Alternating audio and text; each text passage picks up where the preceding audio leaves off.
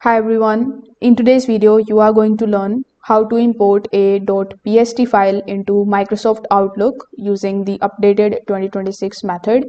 Now a PST file lets you restore your old emails, your folders and archives to your new Outlook setup in just a few clicks.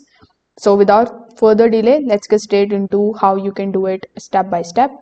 First of all, you need to open the Outlook desktop application on your computer. Once you do this, simply hover over to the top left hand corner of the screen and click on the option of File. When the menu appears in front of you, simply select the option of Open and Export. Now you are going to see we have the options of Import and Export. So this particular section is going to handle all of the backups and the data restores in Outlook. So when you see these two options in front of you, you just have to simply click on the option of Import. Now click on the option of Start Import in the bottom right hand corner of the screen. Now when it opens your desktop folders in front of you, you just have to select that particular PST file which is available on your device and which you want to basically import here in Outlook. Now once you select it, Outlook will show you the options for handling the duplicates.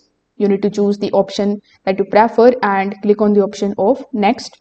You will now see a list of the folders inside the PST file. You need to select the top folder and turn on include subfolders so that everything inside the file gets imported at once. You need to choose where you want the emails to go. If you want them added to your existing inbox and the folders, you can select the main email account. If you want them separate, you can choose a different folder.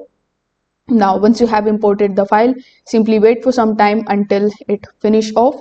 So once everything is finished, Outlook is going to start loading the PST content into your account.